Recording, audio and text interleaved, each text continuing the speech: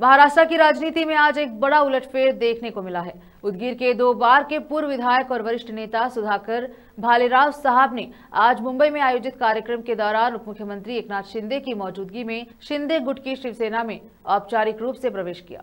सुधाकर भालेराव साहब पहले भारतीय जनता पार्टी से 2 बार उदगीर के विधायक रह चुके हैं और लगभग 10 वर्षों तक जनता की सेवा करते।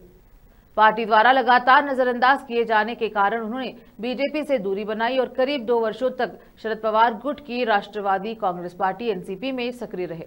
आज उन्होंने अपने सैकड़ों समर्थकों और कार्यकर्ताओं के साथ मुंबई में शिंदे गुट शिवसेना का दामन थामा। कार्यक्रम में शामिल कार्यकर्ताओं का उत्साह देखने लायक था। अपने संवेदनशील और भावनात्मक संबोधन में सुधाकर भालेराव साहब ने कहा, मैंने भारतीय जनता पार्टी में काम किया, उसके बाद राष्ट्रवादी कांग्रेस पार्टी में भी रहा। मेरा अनुभव लंबा है और मैं हमेशा जनता के लिए काम करता आया हूं।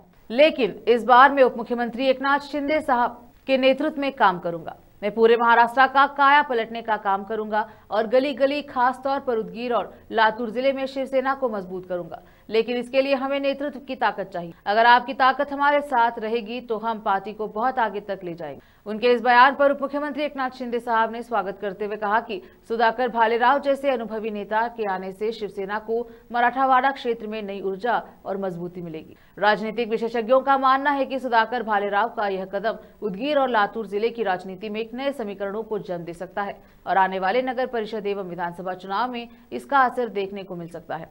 संवाददाता मौलाना नौशाद कासमी की रिपोर्ट। या ठिकाणी सुधाकर भालेराव माजी आमदार आपले मनोगत व्यक्त करतील। खऱ्या अर्थाने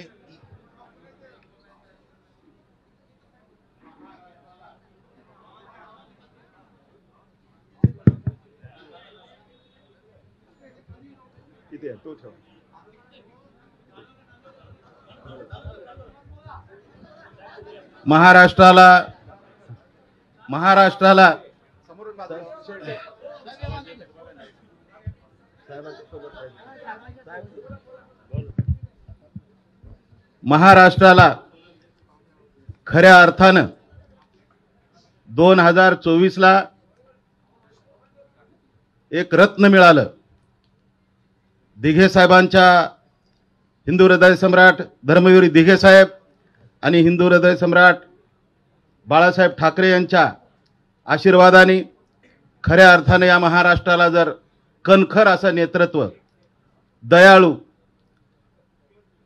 खऱ्या अर्थाने या महाराष्ट्राला न्याय देण्यासाठी गेल्या पंचवार्षिक योजनेमध्ये आदरणीय एकनाथजी शिंदे साहेबांना महाराष्ट्राचे मुख्यमंत्री म्हणून काम करण्याची संधी मिळाली।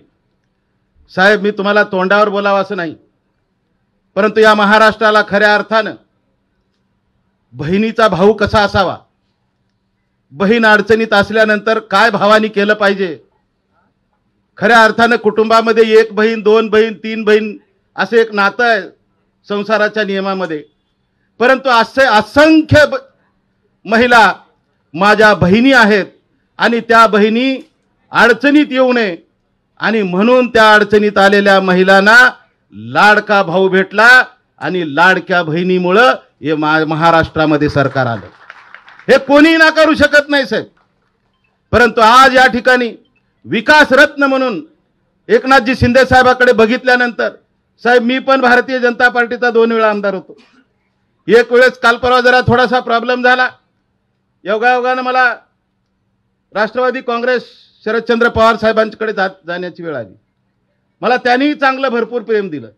अगदी थोड्या वेळामध्ये निश्चित रूपाने मी कुणावर नाव ठेवणार नाही, परंतु मी तुम्हाला एक वचन देतो साहेब, महाराष्ट्रातल्या सर्वांगीण विकासासाठी आपल्यासारखं रत्न येणाऱ्या काळामध्ये आमच्या पाठीमागे, कार्यकर्त्याच्या पाठीमागे तुम्ही आशीर्वाद, खंबीरपणाने आशीर्वाद द्या। महाराष्ट्रातला चमत्कार झाल्याशिवाय राहणार नाही आणि छत्रपती शिवाजी महाराजांचं राज्य पुन्हा एकदा कणखर अशा पद्धतीने आपल्या नेतृत्वात उभा टाकल्याशिवाय राहणार नाही। महायुतीच्या माध्यमातून आपण फार मोठे मोठे निर्णय घेतलेले आहेत साहेब। आदरणीय देवेंद्र फडणवीस साहेब असतील, आदरणीय अजितदादा पवार साहेब असतील, आणि साहेब आपण एवढे मोठे निर्णय घेतलेला त्याचा आनंद आज या ठिकाणी आपल्या या स्थळावर यायला कितीतरी लोक उत्सुक होते साहेब। महाराष्ट्रातला प्रत्येक अनुसूचित जातीतला प्रवर्ग या ठिकाणी आज येणार होता, परंतु आपण म्हणालात की सुधाकर भालेरावला मी ओळखत नाही, अशातली बाब नाही. साहेब, तुमचा मी सहकारी म्हणून 2009 ते 2019 पर्यंत काम केलेलं आहे.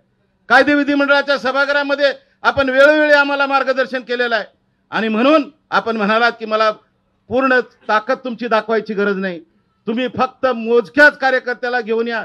तरी बी साहेब ऐकणावनी सगळे कार्यकर्ते एवढ्या मोठ्या प्रमाणात आलेत की गेटवर आणखीन बरेच कार्यकर्ते अडचणीत आहेत की साहेब आम्हाला एक वेळेस किमान शिंदे साहेबांच्या सोबत एक मोठा जंगी मेळावा घेऊन आमचा सगळ्यांचा जाहीर प्रवेश करावा, अशा पद्धतीची विनंती केली आहे. साहेब, गावगावचे सरपंच काही टेन्शन मध्ये मला काल भांडणं केले साहेब.